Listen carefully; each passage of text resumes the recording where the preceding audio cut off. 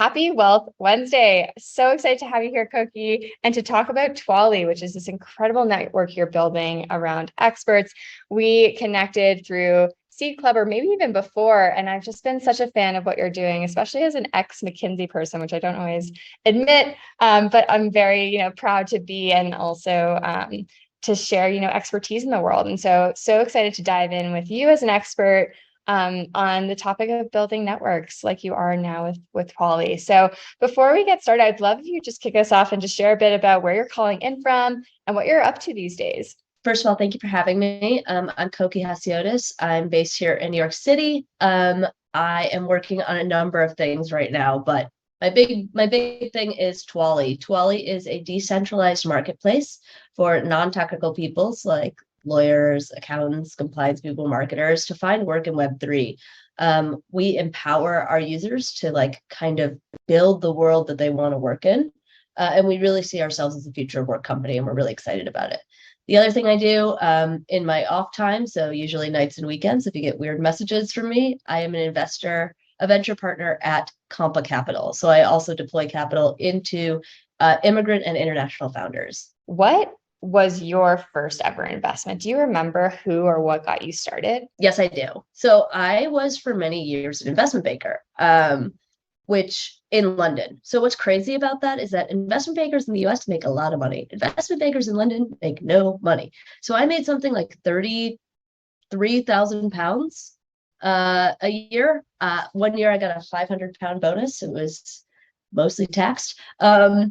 So by the time I was leaving London, I was an investment banker, and then I went to BCG, and then I decided to move back to New York. By the time I was leaving London, I was what someone called heavily in debt. I got my first real American tech job, and guess what pays a whole lot better? So I started working in tech, and then I started my first company, Lasagna, which was a micro consultancy. So I diversified my income. When I paid off that debt, I had that response for about 6 months afterwards. I felt like my lungs could finally breathe. But I was really, really excited to start building a financial future that did not include me being in horrifying debt again. So I'm pretty sure my first investment was like $700 into Apple over a period of 3 months. So I think I just a little bit into Apple because I was like, I think that could be good. On the fact that it's always been good. About 3 months later, I was heavily invested in a number of tech stocks. And then I was like, oh, I've been doing this for 3 months. That's awesome. This is so boring. And I bought Bitcoin instead and never looked back. So interesting. And so it was fully off of just your own intuition. You were like, hey, I'm into tech. You're getting back into tech or getting into tech into your career too. And you just were like, I'll buy Apple. Well, yeah, it was that. And it's I was an investment banker, right? I wasn't going in blind. I really understand the market. I understand how these things move. And I understand what is blue chip, right? So that was a really easy bet for me. And I held it in a different portfolio previously. So it's really not that hard. Beyond that, I was really interested in a couple of different things in the public market. The things I ended up heavily investing in the public market were Bitcoin mining, and any gaming. So basically every gaming company I have some kind of exposure to, because even though they move around a little bit more than you think, I think that's really, really great long-term exposure to the future of the internet. So that was what I kind of focused on in the public market. As I think about what I did in the crypto markets, very different approach, but mainly buys and consistent buys that I stick with to this day of Bitcoin and Ethereum. I'll occasionally throw in some other tokens, Solana, occasionally Maker. I have exposure to a bunch of random ones because I was curious. And then I think the biggest part of my portfolio today is an NFT called CryptoDickbutts.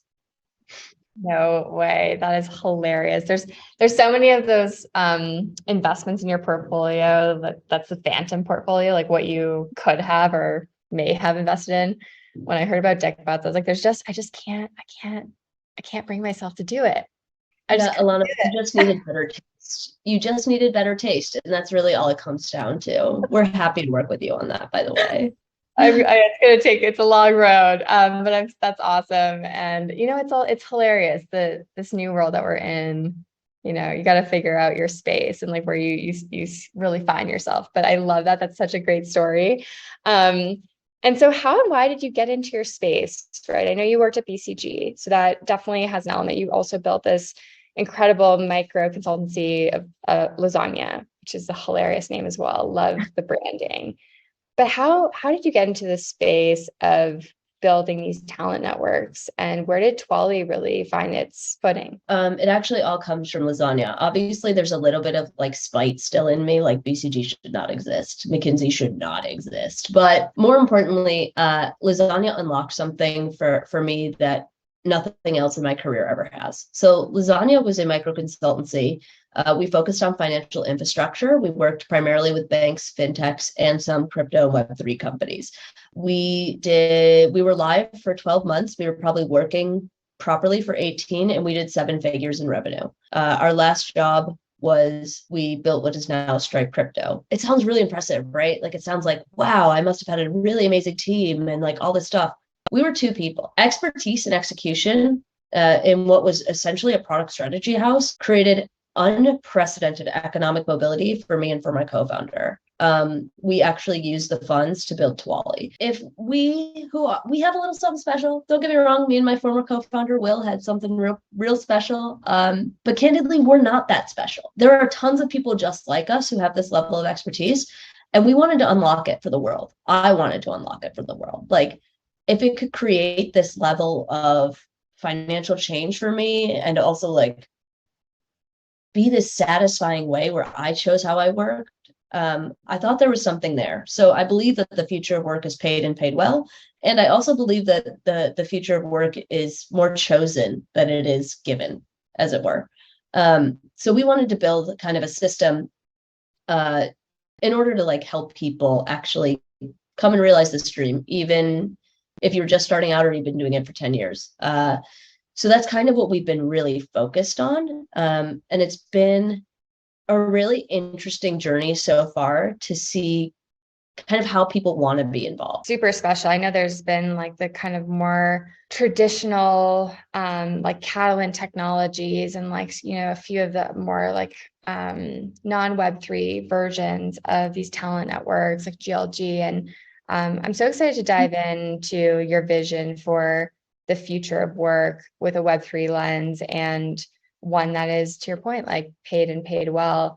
I'd love to see, like, can you share more about what role you feel like this is going to play in the wealth space and how it ties into Web3? Yeah, so I think before we got on the horn here, you asked me like investment advice, something I should think of. The best investment advice I can ever give is diversify your own income. So as I think about Twali is an income diversification source, which is inherently the best way to build and create wealth. I mean, we can all talk about like, oh, this one shit coin is going to go to the moon, or like we have a ton of stock in our or we have a ton of equity in our side projects or our startups or whatever else, or where I work, I have a ton of equity.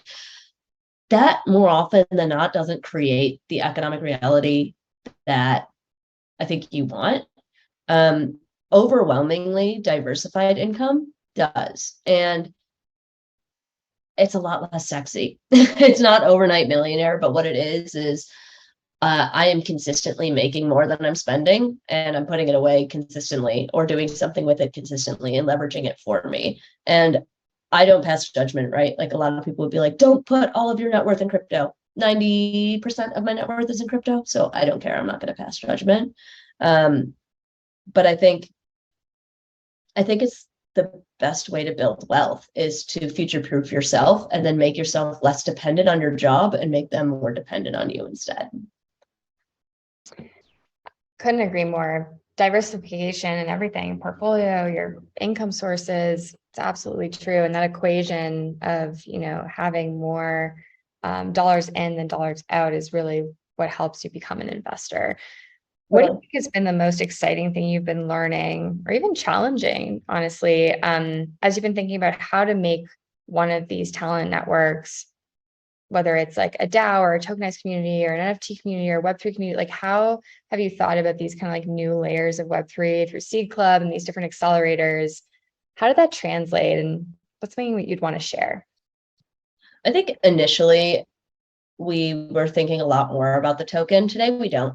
And we don't think a ton about the governance or the community aspect of the actual community, right? Like what we are really trying to do is let us make this easy for you from both sides, right? So on the client side, these are the Web3 projects we work with. Shameless plug, if you're a Web3 project, I'm your girl. But we work with our Web3 projects to make it really easy for them to source vetted talent, but we do it on the other side too. So if you're in our community, if you're a member of the Twali network, we make it really easy for you to get to work. And ultimately, it's building that kind of tooling and infrastructure that's way more important than building what is right now actually probably just like a feel good, hey, you're a member of something. Because honestly, we're not going to derive a huge amount of token value until the next bull run. So it's something that we've kind of tabled. The way we do think about it, though, is that our members should own this with us in some capacity, however we do that, whether that's an NFT collectible, whether that's a token, or whether that's, you know, some other delineation that we'll make up in the next couple of years. We do believe that our experts should own this with us, because the big thing that gets taken from these experts in, you know, big four, top three consultancies or law firms or whatever else, is that ownership piece. They have to work for 30 to 35 years minimum to become equity partners at their firms, and they have to pay $1 million when they get to that place. It's like, no, let's just share this together today. So if we think about talent networks, it's about putting the power back in the hands of the talent, and changing that mindset where everyone in our network is not an employee, they're their own employer. So you have like micro employers instead of thinking about the employee-employer relationship.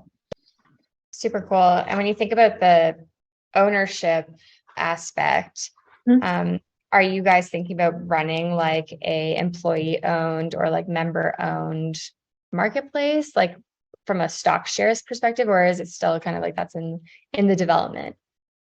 Yeah, so actually we kind of think we're going to go a different direction. Right now we're building Twali, which is a very niche marketplace for very niche kind of experts, right? It's never going to be that big. It will be incredibly impactful and already has been, but it will never be that big. What we're actually testing is, does the marketplace infrastructure we're building work at scale? Because our belief is that the future of freelancing is service DAOs. And our belief is that those service DAOs essentially run as poorly put together marketplaces today. And what we'd like to do one day is create the marketplace infrastructure for those service DAOs to run better, and allow other Web3 projects like Seed Club to own their talent in their own network instead of passing stuff off to us. So when we think down the road, what we think about is more of an infrastructure move than becoming like a single serve marketplace. Super interesting for anyone who's like not familiar with service DAOs. I think what you're talking about is things like there's DAOs of just really amazing crypto lawyers that have formed, and you would kind of define that as a service DAO. Is that right? Like specific talent or designers or different people who have started to form their own DAO communities. Is that how you would define that for the audience listening? Yeah, I mean, my thing I always say is that service DAOs are just marketplace manifestations of traditionally word of mouth businesses. So think of the agency, the law firm, the consultancy, the accountancy. They're just like sexier versions of that, but they run very much the same way as those businesses did. They just pass the ownership back, and we'll see kind of how that plays out. Awesome. Is there a person or a company in the space right now that's really inspiring you, and why? Yes. Founder of IndieDAO, Katie Jeremico. She's incredible. This woman worked at NASA, so like, don't even try her, but she's brilliant. She and I really do complement each other in a lot of ways and think about the future of work together all the time, actually. She's a constant inspiration to me, and she is relentless. I'm so excited to see what IndieDAO does. I'm so excited to watch IndieDAO and Twali grow together in partnership. And we joke that our companies are dating. So we're dating IndieDAO. Can't wait to see that marriage and whatever baby comes after. Yes, So the baby's amazing. that's fantastic. And I really resonated with the story you shared of this shift from like a more traditional working life and then taking this leap as a consultant in your own consultancy with two people, adding an immense amount of value, and then now sort of unlocking that for others. What advice would you give to somebody getting started? Somebody who's like trying to negotiate their first hourly rate or their first consulting contract, or, diversifying their income with a moonlit project. Like, how do you even get started? What would you tell somebody listening? I think the one thing I want you to take away is that there's really no blanket advice I can give you, except when you price yourself, and you will, you're underpricing. You're underpricing significantly. Just think of me and add money. A lot of the time we take our current salary and we split it down to what our hourly rate would, and then we feel like that sounds too high, and then we do something. No, stop. You actually have to buffer your salary or whatever that number comes out to be as hourly, because you're not being covered by health insurance, because you're not being covered by unemployment insurance. Like, there's a lot more costs associated to freedom. So bump up your costs. You cost more than you think. If you've done anything for more than 5 years, you're an expert in it. If you've done anything exceptionally well for more than 2 years, you're probably an expert in it. So stop talking yourself out of your just desserts, I think. That is fantastic advice. Thank you so much for sharing that. How can we keep in touch with you personally, Twali, and also the venture fund? What's the best way to stay in touch? To stalk me on Twitter, my username is @Cokie Hasiotis. That's COKIEHASIOTIS. And I realize that's very hard to spell, but if you do your best shot into Google, I'm literally the only one. But Twitter is the best way to follow on what we're working on and what Twali's working on. Twali's Twitter is @Twali, TWALIXYZ. Fantastic. I know I have been following along and will continue, and that I'm really excited to share your story today. It's been so fantastic to hear how you got to where you are today, and I'm super excited to see where you're going from here. Thanks so much for having me.